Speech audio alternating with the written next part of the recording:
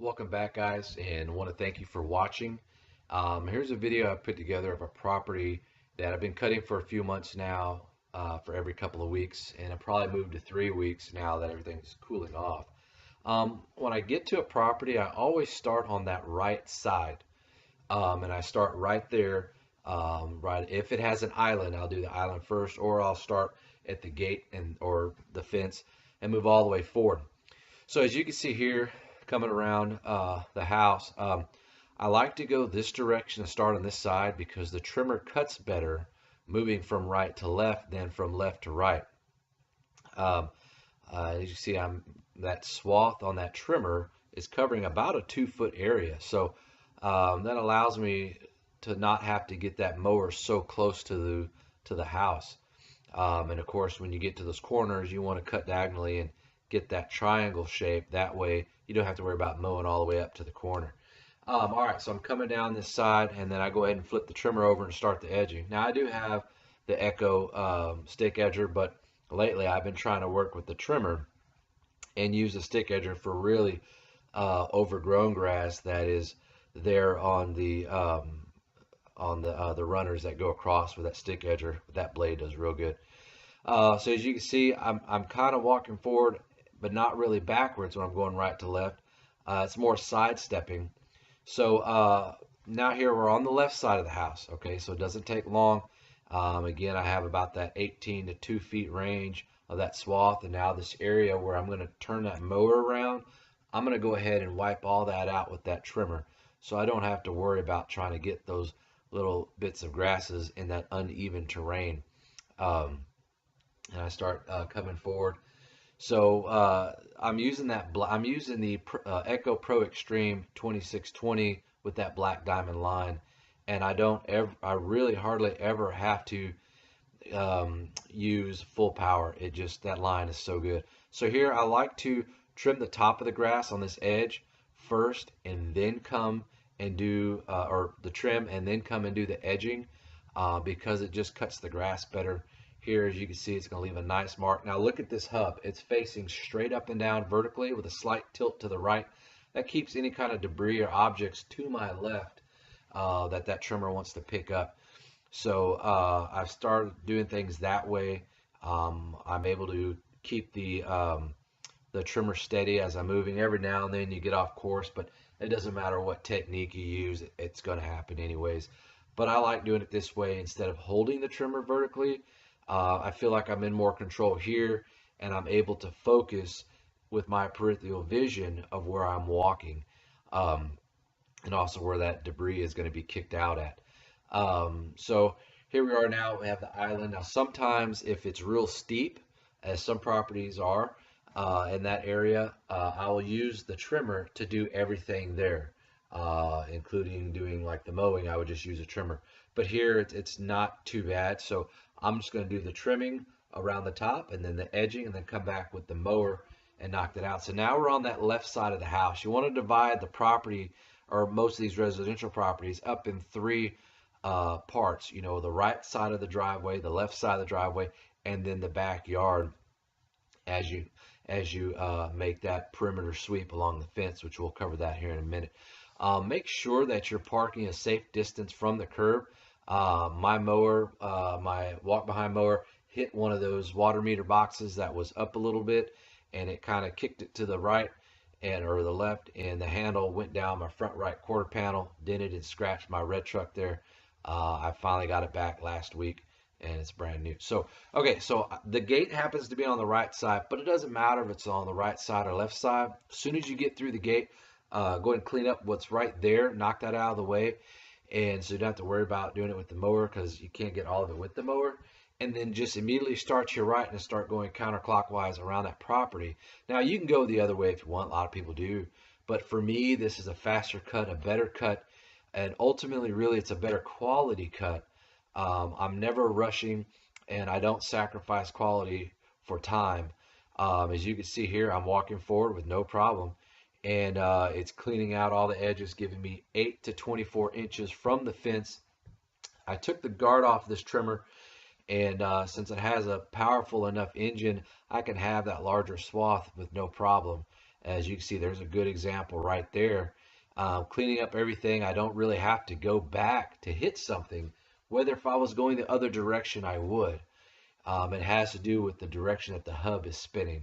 So here in this little kind of tight area, so I can get my standard mower in there with two passes, but I can't turn around. So I'm just going to knock that out with the trimmer since I'm already there. That's one less thing I have to worry about, and clean that up real good.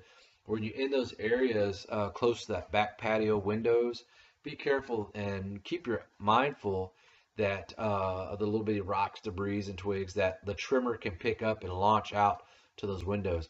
Okay, so now we're unloading the stander here. I'm gonna knock out that island. Now the reason I don't start on that right side, like I talked about when I'm trimming, is because the gate's on that side.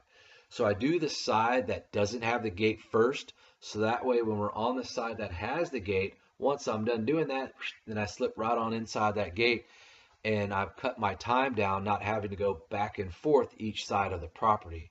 So it took me a while to figure out how can I shorten the time on certain properties. Every property is different. All right, so here we're going to make two passes. You can see where I turn around. That's already cut with the trimmer, and then I don't have to get so close to the house when I'm cutting. So it allows me enough room to turn around, and then again when I'm cutting, I'm not so close to the house. So so on the time, you want to figure out what is good for a property that's going to help you knock it out quicker. But again, you don't want to sacrifice quality over time, because you can create that time by figuring out what is really eating up that time. So from the time you get out of the truck to the time that you're done, you hop back in the truck and you go. So as you can see, I'm not moving very fast on the mower. I don't want to damage the property. You know, it is a heavy machine. I really like using the standard. I'm going to probably be purchasing this one from a friend of mine who's selling it. And it is a Ferris motor and or Ferris mower, but for some reason he bought it used, and that person put Toro decals on it. It's not stolen. I did have the police department check it up, and it's clean. So we're going to take those Toro stickers off and put on the proper Ferris decals on there. And I think he said that the guy thought he thinks that the guys did that so maybe he can make more money. I don't know why, because Ferris costs more than Toro, but nonetheless, doesn't really matter. So here I'm going to try. Now I'm on that side of where that gate is, and so we're going to go ahead and fit through that gate. Now this is a 36-inch deck, and it so far it fits through all of my properties just fine. You take your time. You know, you don't want to damage anything. That's pretty tight fit. So now here I like to, when you get into the backyard, I prefer to outline the yard first, but it doesn't really matter. You know, you can either do it first or do it last. That just kind of cleans up any of that grass that you miss on the turnarounds. So you don't have to go aisle by aisle like this. In fact, that actually takes more time, because you're turning around, and that time, those few seconds add up with every pass, along with the time that you're wasting in the front. So you could be wasting 5 or 10 minutes before you know it. So you could go in a circle, go in a square, and you know, all the discharges going in the center, and then make a couple of passes, and that's cleaned up. You could do that too. There's no right or wrong. Just figure out what works best for you, and can knock that time down, and maybe allow you enough time to pick up another property during the day. That's how I was able to start figuring out how to get more in one day and not work 6 or 7 days, even though I do work 6 and 7 days. So whatever. But all right, so now we're going to go ahead and clean up. Now this property doesn't grow a lot of grass in the time frame, even in the spring and summertime. So the cleanup is real easy. Some properties have really healthy grass that just produce a lot of growth. So the cleanup is a lot more intense. But also to help prevent some of that is keep in mind blowing the grass into the cut grass into the actual yard. That helps, and then sometimes you just can't avoid it. So this property I think is about 30 or 35, somewhere around there, and I'm done in about 20 20 25 minutes, less than 30 minutes for sure. So it's an easy property to do. It's a lot of fun. You put your equipment up, and then you go ahead and head on out. But I do all the properties by myself, except in the summertime I did have a little bit of help. I really want to thank you guys for watching. I know it's not always the most entertaining videos that I put out. Um, Please like, comment, share, and subscribe. I'm going to be putting together a video series starting next week, starting from square one on how to start my lawn service business, and then moving forward every week with a different video that pertains to that. And then of course I'm going to be uploading work videos as well, and sometimes some lawn equipment reviews. So I definitely appreciate your time and helping me grow my channel, and that helps me help you guys with putting content out there, and that's really what it's all about. Be sure to go visit echomeansbusiness.com.